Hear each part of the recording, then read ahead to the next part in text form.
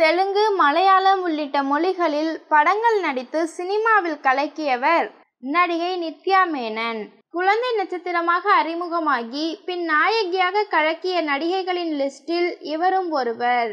180 என்ற படத்தின் மூலம் தமிழில் அறிமுகமானவர். தனுஷின் திருச்சிற்றம்பலம் என்ற படத்திற்காக சிறந்த நாயகிக்கான விருதை எல்லாம் பெற்றார். இந்த நிலையில் பேட்டி ஒன்றில் சினிமா உலகில் பெண்கள் அனுபவிக்கும் பிரச்சனைகள் குறித்து அவர் பேசிய விஷயம் இணையத்தில் வைரலாகி வருகிறது. அதில் பலரும் ஒரு சாதாரண பெண்ணிடம் எப்படி நடந்து கொள்கிறார்களோ அப்படி நடிகைகளிடம் நடந்து கொள்வது இல்லை.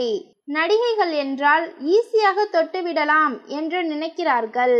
நாங்கள் ஒரு விழாவுக்கு போனால் கூட ரசிகர்கள் கையை கொடுங்கள் என்று கேட்கிறார்கள்.